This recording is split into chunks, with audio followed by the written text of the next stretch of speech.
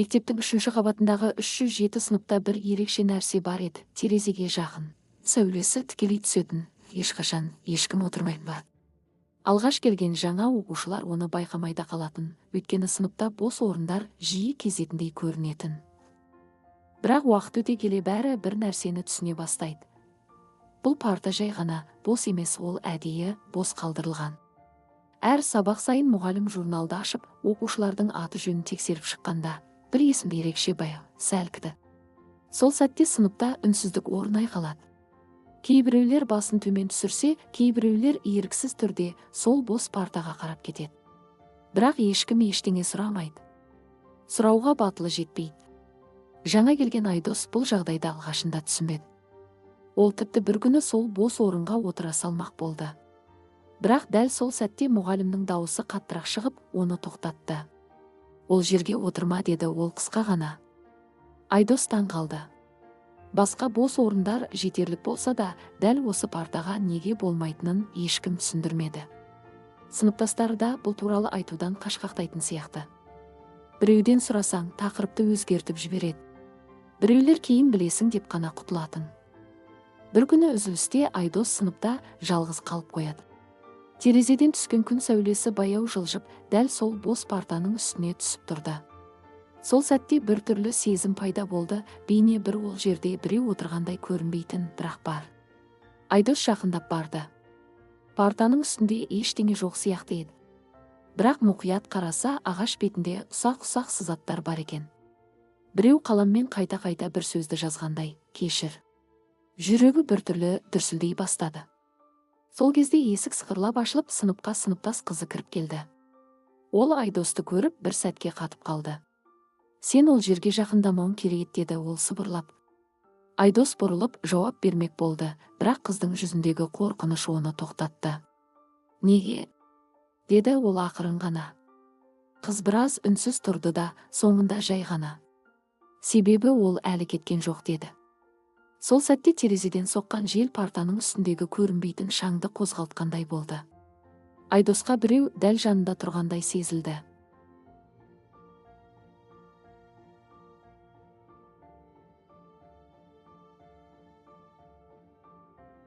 Айдос сол сөзден кейін ұзақ уақытқа дейін өз-өзіне келе алмады.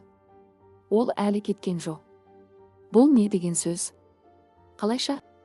Сыныптас қыздың көзіндегі қорқыныш өтірікке ұқсамады. Бірақ дәл не болғанын ешкім ашып айтқысы келмейтіндей. Сол күннен бастап Айдос бір нәрсені байқай бастады. Бос парта жай ғана. Әр сабақ сайын, дәл бір уақытта терезеден түскен жарық өзгере бастайтын.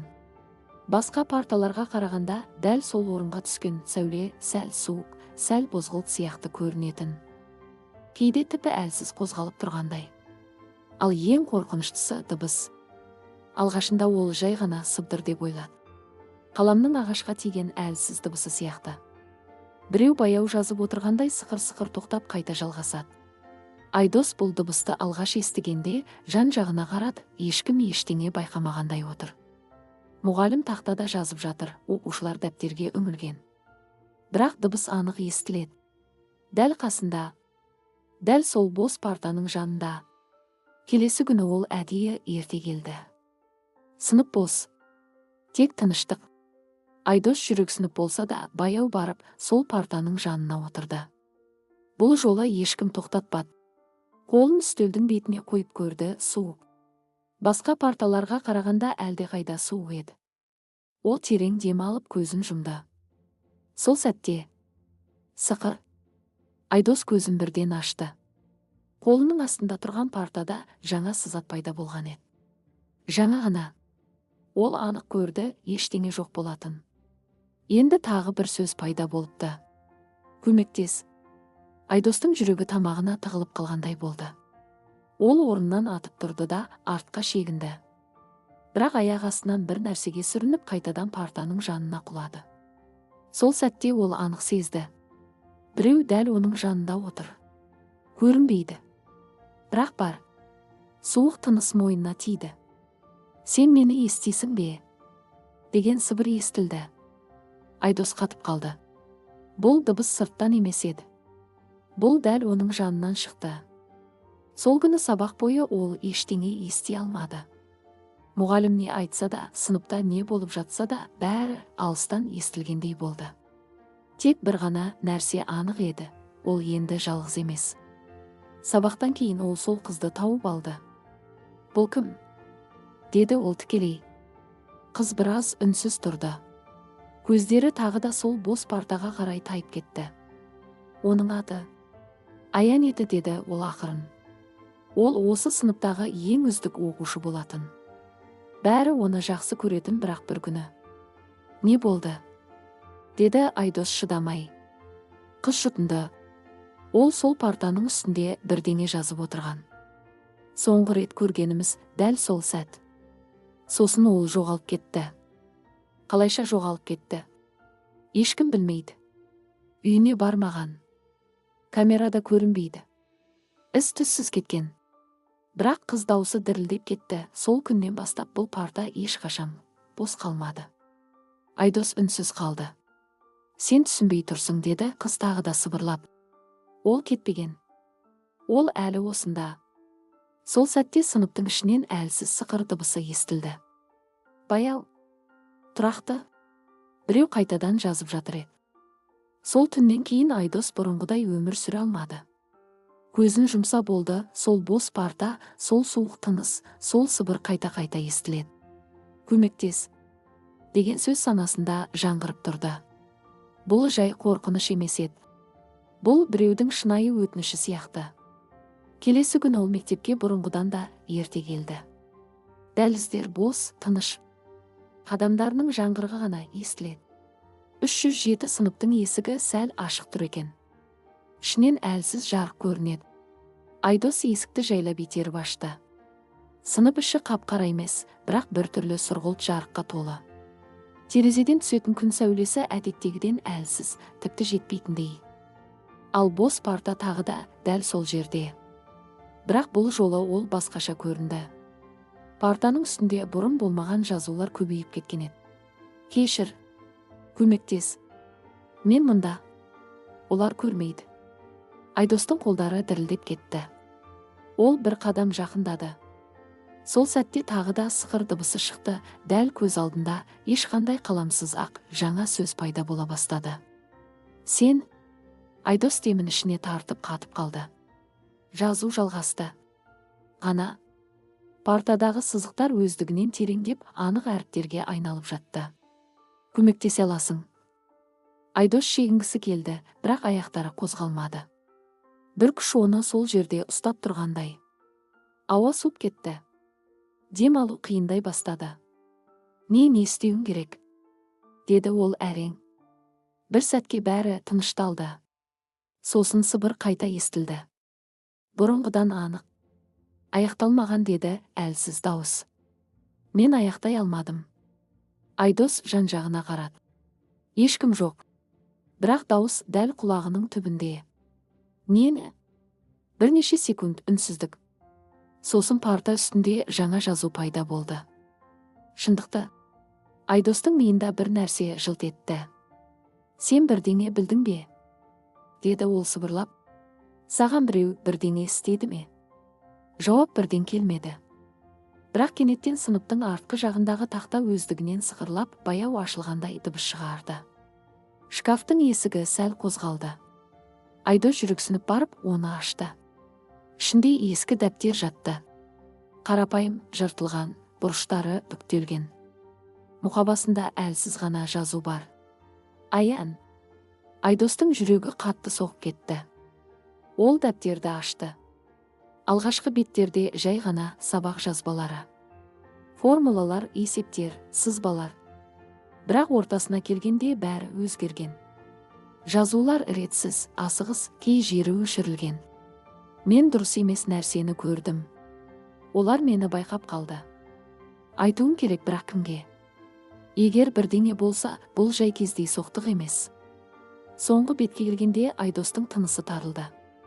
Онда тек бір ғана сөйлем жазылған еді. Қатты басылып бірнеше рет үстінен жүргізілген. «Мұғалім біледі». Айдос көзін үлкен ашып қатып қалды. Дәл сол сәтте сыныптың есігі тарс жабылды. Артынан баяу қадам дыбысы естілді. Ерте келіпсің, Айдос деген таныс дауыс шықты. Бұл мұғалім еді. Айдос баяу бұрылды. Мұғалім есіктің жанында тұр. Көзі суық, әдеттегідей емес. Кейбір нәрселерді қазбалаудың қажеті жоқ деді ол жай ғана. Сол сәтте Айдос түсінді. Аян жоғалып кеткен жоқ. Оны біреу жоғалтқан. Сыныптың іші бұрынғыдан да тарылып кеткендей болды. Ауа ауыр, дем алу қиындап барады. Айдос мұғалімге қарап қатып тұр. Қолындағы дәптер дірілдейді. Сіз бәрін білесіз бе? Деді ол әрең. Мұғалім баяу есіктен алыстап ішке қарай 1-2 қадам жасады. Есікті кілтпен ішінен жауып қойды. Сол дыбыс сынып ішінде жаңғырып, соңғы үміттің үзілгеніндей әсер қалдырды. Кейде, деді ол сабырлы дауыспен, шындықты білуі артық болады. Айдос артқа шегінді.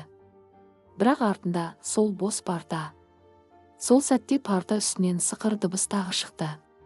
Бұл жолы жазу бұрынғыдан да тез пайда болды. Қорықпа. Айдос көз қиығымен ғана көріп үлгерді. Мұғалім де байқап қалғандай бір сәтке партаның жағына қарап қалды. Бірақ ештеңе демеді. Сен не таптың?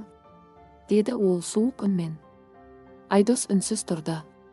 Бірақ қолындағы дәптер бәрін айтып тұрғандай. Мұғалім жақындай түсті. Оны бер, деді қысқа ғана. Сол сәтте сыныптың іші күрт суып кетті. Терезе өздігінен сықырлап ашылып, перде желмен емес басқа бір күшпен қозғалғандай болды. Қабырғадағы тақта дірілдеп, бор өздігінен құлап түсті. Ал бос парта. Бұл жолы бос емес еді. Айдос анық көрді. Бір сәтке ғана. Сол жерде бір бала отырды. Жүзі бозарған, көздері шаршаған, бірақ тірі адамдыкіндей емес. Ол Айдосқа қарап тұр. Аян. Аяқта, деді ол, ернін әрең қозғап. Сосын бәрі қайтадан жоқ болды.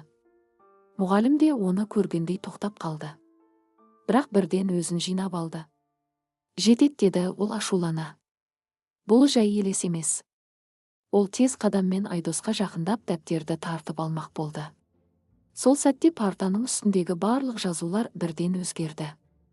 Шындықты айт. Сыныптың шамдары жыпылықтап өше жаздады. Бір түрлі гүл пайда болды, құлақ тұндырарлық. Айдос кенет батылдық жинады. Сіз оған бірдеңе істедіңіз, деді ол айқайлап. Ол бірдеңе көрді. Сізден қорықты. Мұғалімнің жүзі өзгеріп кетті. Енді ол сабырлы емес еді. Ол тым көп білді, деді ол ақырын, бірақ қауіпті үнмен. Кейбір есіктерді ашуға болмайды. Сіз оны, Айдос сөзін аяқтай алмады. Сол сәтте сыныптың есігі өздігінен тарс ашылды. Дәлізден адамдардың дауысы естілді, басқа мұғалімдер, күзетші. Бәрі бір мезетте болды. Партадағы жазу соңғы рет пайда болды. Рахмет. Ауа бірден жеңілдеп кетті. Суық жоғалды. Сықыр дыбыс тоқтады. Мұғалім орнында қатып қалды. Қолдары босқа салбырап тұр. Ештеңе айта алмады. Айдос баяу бұрылып, бос партаны қарады. Бұл жолы ол расымен бос еді. Бірнеше аптадан кейін мектепте көп нәрсе өзгерді. Сол мұғалім жұмыстан кетті. Ресми себеп айтылмады. Бірақ сыныптағылар бәрін түсінді. Ал 307 сыныптағы терезе жанындағы парта енді бос тұрмайды. Бір күні мұғалім жаңа оқушыны сол орынға отырғызды. Жарық бұрынғыдай жылы. Ауа қалыпты. Ешқандай дыбыс жоқ. Бірақ партаның бұрышында әлі де әлсіз ғана көрінетін бір сөз бар. Кешір. Және оны бұл жолы ешкім өшірген жоқ.